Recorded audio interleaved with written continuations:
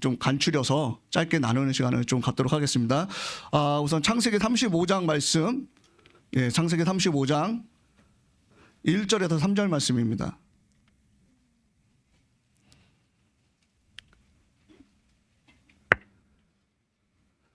창세기 35장 1절에서 3절 말씀입니다. 자, 찾으셨으면은 다 같이 봉독하도록 하겠습니다. 시작. 하나님이 야곱에게 이르시되 일어나 베델로 올라가서 거기 거하며 내가 내 형 에서의 낯을 피하여 도망하던 때에 내게 나타났던 하나님께 거기서 단을 쌓으라 하신지라. 야곱이 이에 자기 집 사람들과 자기와 함께한 모든 자에게 이르되 너희 중 이방 신상을 버리고 자신을 정결케 하고 의복을 바꾸라. 우리가 일어나 베델로 올라가자. 나의 환난 날에 내게 응답하시며 나의 가는 길에 나와 함께 하신 하나님께 내가 거기서 단을 쌓으려 하노라 하매. 아멘. 이거 너무나도 많은 들었던 이제 그 말씀 중에 하나인데, 사실 이 말씀은 제가 그 대학원 그 MDB 졸업할 때 졸업 논문하고 제 그 설교문을 절박한 마음으로 이번 학기는 난 꼭 졸업해야 된다 하는 절박한 마음으로 작성했던 설교문인데, 이 말씀을 다시 꺼내 드는 거는 우리 대한민국이 너무 절박하기 때문에 이 절박한 마음을 함께 나누고자 이 말씀을 함께 나눴으면 좋겠습니다. 이 말씀의 배경은 세겜 땅이라고 하는 곳에서 야곱의 그 일가족이 이제 위험에 처해 있는 가운데서 하나님께서 그 야곱에게 나타나서 상기시켜 주는 내용인데요. 사실 세겜 땅은 아브라함이 그 하란에서 가나안 땅으로 돌아왔을 때 가장 먼저 제단을 쌓았던 곳입니다. 그리고요, 그 후에는 여호수아가 이스라엘 백성들을 데리고 그리심산과 에발산에서 축복과 저주를 선포했을 때 그 사이에 있던 그 땅이 세겜 땅이고, 또 출애굽을 했을 때 그 요셉의 유고를 메고 나오거든요. 그 유고를 세겜 땅에 이장합니다. 왜 세겜 땅에 이장하냐면 야곱이 이 땅을 요셉에게 주었기 때문에 요셉의 그 이장한 무덤이 지금까지도 세겜 땅에 있습니다. 그 현지인들은 지금 그곳을 나블루스라고 부르는데 웨스트뱅크에 속해 있습니다. 근데 이 배경은 어떤 배경이냐면요, 이제 그 야곱이 이제 바다바람에서 이제 나와가지고 베델로 와야 되는데 베델로 오지 않고 세겜 땅에 머무르게 돼요. 세겜 땅에서 은 100세겔을 주고 그 세겜 땅을 사거든요. 그거는 이제 정착할 의미를 가지고 이제 그 세겜 땅을 사요. 그래서 그 세겜 땅에서 이제 머무르고 있을 때 벌어진 일인데, 그 야곱의 외동딸 디나가 하몰의 아들 세겜에게 성폭행 당하는 일들이 벌어집니다. 그때 그 야곱의 그 딸 디나의 오라버니가 그 시몬과 레이가 너희가 우리하고 이제 그 사도를 맺으려고 하면은 할례를 받아야 된다라고 하면서 그들을 속이고 할례를 받게 하고, 그 고통 중에 있을 때 칼을 차고 가가지고 도륙을 해버려요. 그래서 그 도륙한 다음에 야곱의 아들들이 들어가서 그 성에 있던 모든 재산과 그 부인들과 가축들 다 노략을 해버려요. 그랬을 때 그 소리를 듣고 야곱이 털컥 주저앉아요. 왜냐하면은 그때까지만 해도 야곱에게는 세력이 없었어요. 사람이 없었어요. 그러니까 세겜 성에 있는 사람들이 연합해서 야곱을 공격하면은 우리는 몰살 당하겠구나 하고 성경은 그렇게 기록하고 있거든요.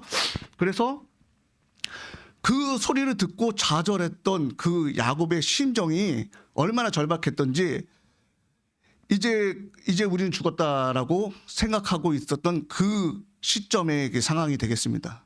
그때 하나님께서 야곱에게 나타나서 뭐를 상기시켜 주냐면 베델로 올라가라. 원래는 그 베델이 어디냐면요, 그 야곱이 그 에서의 축복을 가로채고 브엘세바에서 급히 도망을 가요. 그래서 한참 도망가다 한 80km 떨어진 베델에 이르렀을 때 거기서 유숙을 하게 돼요. 노상을 하게 되는데 거기서 하나님을 만나요. 그 하나님을 만났을 때 그 야곱이 그 절박했을 때 그때 하나님을 만나는데 그때 뭐라고 고백하냐면, 내가 순적히 내 아버지 집에 돌아왔을 때 하나님은 내 하나님이 될 것이고 나는 하나님 앞에 10분의 1의 11조를 약속합니다라고 고백했습니다.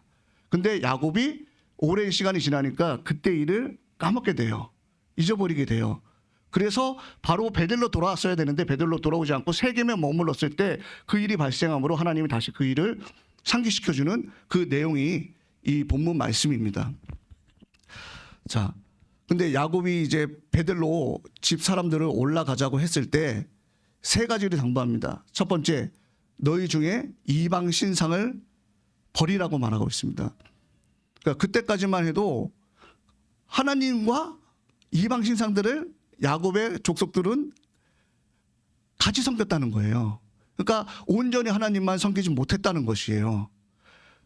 그러니까 이제는 결단할 시간이 온 거예요. 그렇기 때문에 너희 이방 신상, 너희들이 의지하고 있는 것들, 지금 야곱의 권속들이 지금 가지고 있는 드라빔들, 이런 모든 이방 신상들을 이 시간 제어해 버리자는 거예요. 이제 하나님의 전에 올라가기 전에 이제는 결단하고 제어해 버리자는 거예요. 여러분과 저 기도하잖아요. 기도하는데 하나님을 의지한다고 고백하는데 사실은 우리 속에 뭔가 하나님보다 더 의지하는 뭔가를 가지고 있으면서 하나님을 의지한다고 말하고 있다는 것이죠. 그러니까 우리가 최후에 남겨진 보루를 가지고 우리는 하나님을 의지한다라고 고백하고 있어요. 그렇죠. 저도 그렇습니다. 기도로 하면서도 절박함이 없다라는 것이에요. 왜냐하면 하나님을 의지한다고 말하고는 있지만 내 속에 내가 뭔가 의지하는 플랜 B, 플랜 C들이 있다는 거예요. 그것도 이제는 다 내려놓자는 것이에요.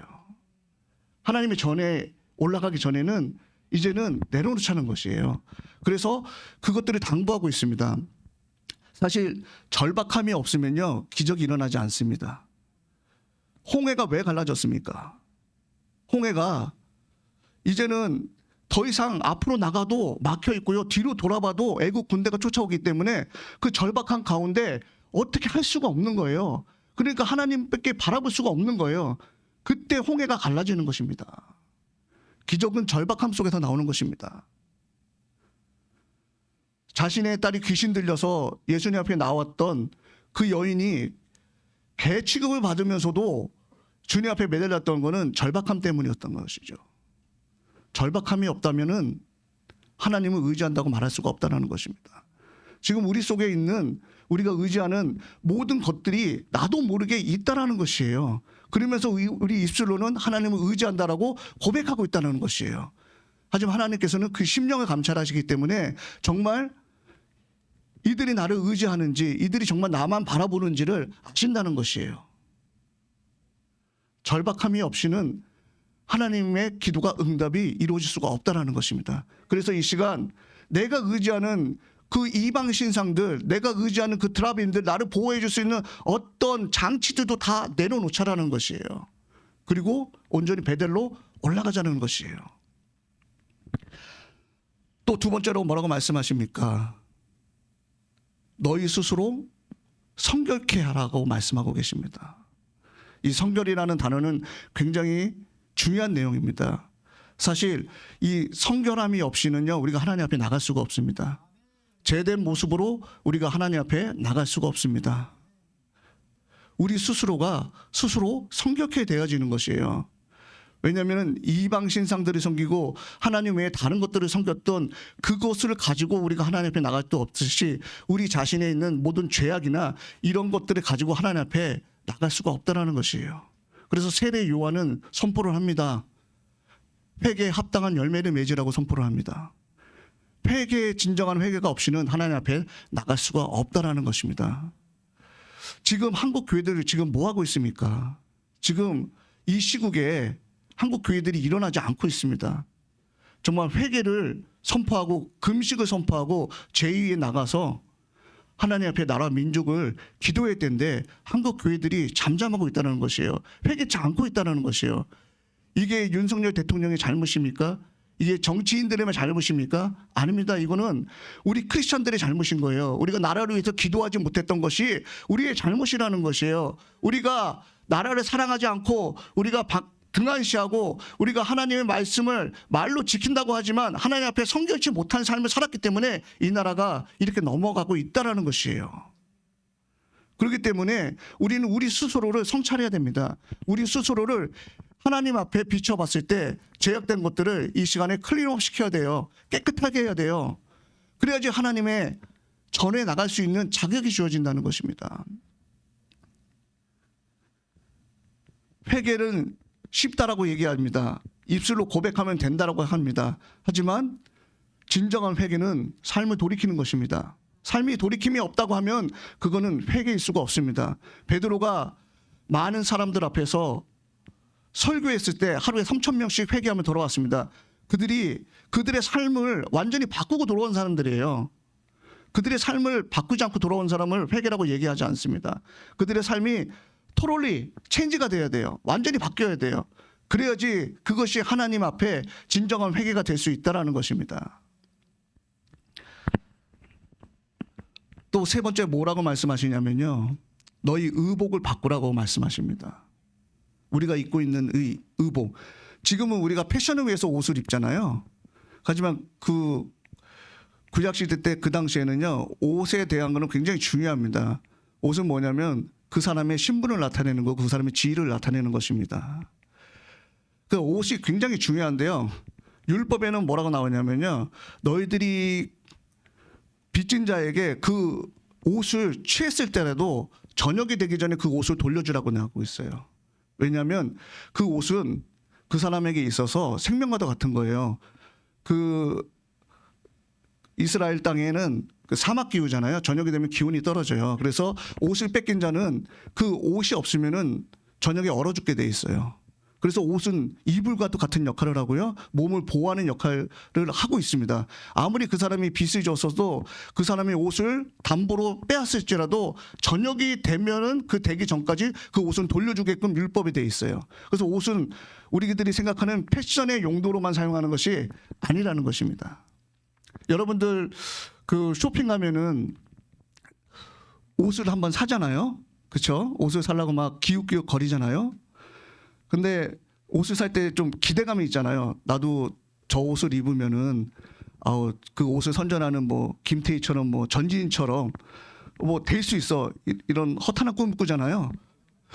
그렇죠. 저도 옷 사러 갈 때 이 옷을 입으면은 좀 그런 생각을 하잖아요. 그렇죠? 그리고 또 옆에서 있는 사람들이 또 맞장구를 쳐줘요. 이게 바로 너가 맞는 옷이야. 이거 야, 너한테 잘 어울려. 옆에 종업원들이 또 와가지고 거들어 주죠. 옷을 팔라고. 그게 다 진실이 아니라는 거예요. 그렇죠. 그 옷을 사람 살 때 사실 기대감을 많이 갖고 있습니다. 그 옷. 왜냐면은 옷은 요즘에 이제 자기 개성이고 또 자기 스타일을 또 나타내고 자기를 나타내는 표현의 하나 중이죠. 근데 구약 시대 때는 그 옷의 용도가 지금과는 좀 다르다는 말씀을 하고 있습니다. 그렇다면 그 의복이 바뀐다는 거는요, 자기 신분과 자기 계급과 자기 상황이 바뀐다는 소리예요. 원래는 우리가 그 탕자의 신분이잖아요. 원래는 주인의 아들이에요. 상속자란 말이죠. 근데 세상으로 나가가지고 그국에서 모진 고통과 거지처럼 살았는데 다시 하나님 앞에 다시 아버지한테 들어왔을 때는 아버지가 새 옷을 가져다가 입히신단 말이죠. 그리고 그 탕자의 신분을 회복시켜 준다는 거죠. 이처럼 하나님 앞에 나가면요, 우리들의 의복이 바뀐다는 것이에요. 그래서 지금 의복을 바꾸라는 것은요, 단순한 문제가 아니고요, 우리들의 신분에 대한 변화를 나타나고 있는 것입니다. 그전에는 마귀의 자녀로 살았지만 지금은 이제 우리가 하나님 앞에 돌아가서 탕자의 신분에서 하나님 주시는 그 옷을 입고 우리의 신분을 회복하자는 것이죠. 그렇기 때문에 그렇다면은 우리가 지금 입어야 될 옷은 어떤 옷이냐? 로마서에서는 바울이 그렇게 얘기하고 있습니다. 오직 예수 그리스도로 옷 입고 정욕을 위하여 육신의 일을 도모하지 말라라고 말하고 있습니다. 예수 그리스도로 옷 입자는 것이에요. 우리가 입어야 될 옷은 예수 그리스도의 옷이에요. 다른 옷이 아니라는 것이죠. 그럼 예수 그리스도의 옷은 어떤 옷이냐?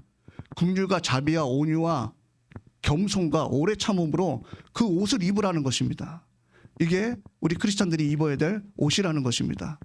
그 옷을 입고 하나님의 전에 올라가자는 것이에요.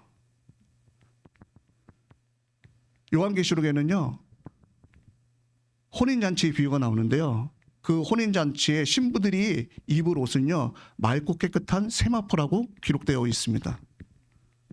그 세마포는요, 성도들의 옳은 행실이라고 규정하고 있습니다. 우리가 믿음으로 구원을 받는다고 말하지만 맞습니다. 하지만 옳은 행실이 없다고 하면은 세마포를 입을 수 없다라는 것이에요. 하나님 앞에서 율법의 말씀을 듣는 자가 의로운 것이 아니라 율법의 말씀을 행하는 자가 의롭다라고 말씀하고 계십니다. 믿음과 행함은 동시에 이루어지는 것이지 분리돼서 이루어지는 것이 아니라는 것입니다. 예수 그리스도로 옷 입는다는 것은 우리가 옛사람을 벗어버린다는 것이에요. 예수 그리스도와 함께 십자가에 못 박았으면 이젠 옛사람이 없다라는 것이에요. 이제는 새로운 새 사람이 되었다라는 것이에요. 그래서 예수 그리스도의 피로 그 옷을 빠는 자는 복이 있다고 얘기하는 것입니다. 이렇게 야곱은 야곱의 권속들에게 세 가지를 주문합니다.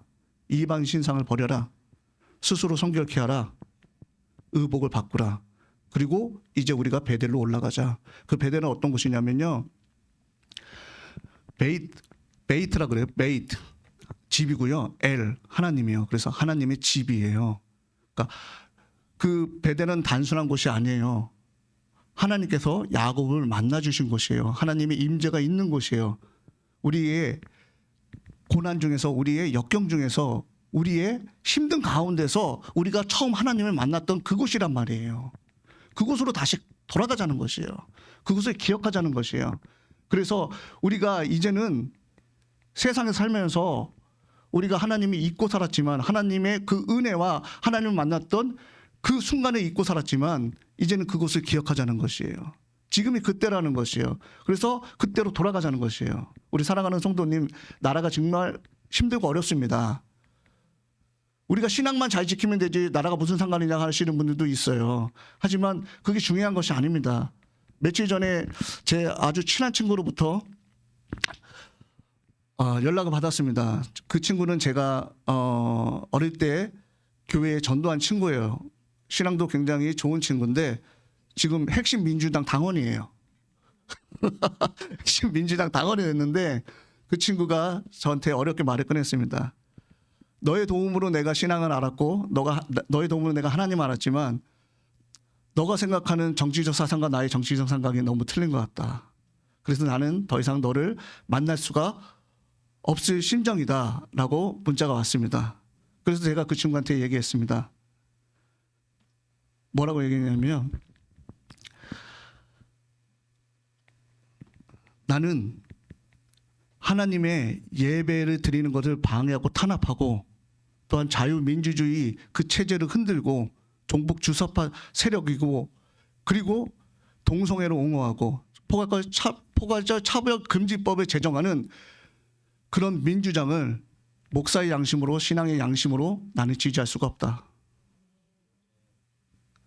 그렇지 않습니까? 내가 목사로서, 내가 신앙의 양심으로서 그렇게 하는 정당은 지지할 수가 없다라는 것입니다. 내가 목사가 아니고 내가 신앙이 아니라면 얼마든지 지지해 줄 수 있겠죠. 하지만 나의 신앙의 양심으로는 하나님을 반하는 법을 제정하는, 나라와 민족을 위태롭게 하는 자유민주주의를 무너뜨리는 그런 민주당 세력과는 내가 상대하기 싫다라는 것이에요. 내가 그들을 지지할 수 없는 이유가 그것이라는 것이죠. 내가 화려한 목회를 꿈꾼 것도 아니고 나는 하나님이 기뻐하시는 그 소명에 따라 살겠다라고 말했습니다. 이동 목사님이나 저나 사무엘 목사나 풀령 목사님이나 같이 하시는 목사님들이 화려한 목회를 꿈꾸는 것이 아닙니다. 큰 교회를 꿈꾸는 것이 아니라 하나님이 주어지신 그 소명대로, 그 뜻대로 이 땅에서 싸우며 살아가는 것이 우리의 소명이라면 저는 그렇게 하겠다는 것입니다. 우리 성도님도 그게 맞지 않습니까? 우리 작은 힘이지만 하나님 앞에 우리가 스스로 성격해 되고, 우리가 하나님 앞에 온전한 몸으로, 온전한 마음으로 하나님 앞에 나간다고 하면은 우리들의 기도는 반드시 하나님께서 들어주실 거라고 저는 믿습니다. 전쟁은 수에 있는 것이 아닙니다. 숫자에 있는 것이 아니라 전쟁은 하나님 손에 달려 있는 것입니다. 특히나 영적 전쟁은 하나님께서 주관하시는 것입니다. 우리는 반드시 승리할 수밖에 없는 것이 우리가 하나님 앞에 정말 울부짖으면서 나라와 민족과 이 땅에 있는 우리 자녀들이 살아갈 이 대한민국, 우리 자녀들이 지켜야 될 신앙을 가지고 우리 성도들이 이 땅을 하나님 앞에 기도하면서 나가기 때문에 우리는 승리할 수밖에 없다는 것입니다. 우리 부모님들이 힘들게 이 땅을 읽어왔고 기도와 또한 헌신으로 이 땅을 지켰듯이 지금 있는 우리들도 이 자녀들에게 그와 같은 마음으로 이 대한민국은 물려줘야 되는 것이고 신앙을 지켜야 되는 것입니다. 동의하십니까? 자, 할 얘기는 많지만 우리 강사 박사님 계시기 때문에 잠깐 기도하고 강사 목사님께 넘기도록 하겠습니다. 기도하겠습니다. 하나님 감사합니다. 지금 짧은 시간에 절박한 마음으로 말씀을 나눴습니다. 나라가 힘들고 위태로운 가운데 있지만 하나님이여 주의 사랑하는 그 성도들이 일어나게 하시고 주님 앞에 먼저 회개케 하시고 정결케 하시며 이 땅, 이 나라를 위해서 정말 회개하며 금식하며 기도할 수 있는 복된 자들 될 수 있도록 인도하여 주시옵소서. 우리는 주님의 이름으로 승리할 것입니다. 여호와를 즐거워하는 것이 우리들의 힘이 된다고 말씀하셨사오니 힘껏 우리가 주님을 찬양하며 주님을 즐거워하며 기뻐할 수 있도록 도와주시옵소서. 거룩하신 우리 주 예수 그리스도의 이름으로 감사하며 기도드립니다. 아멘.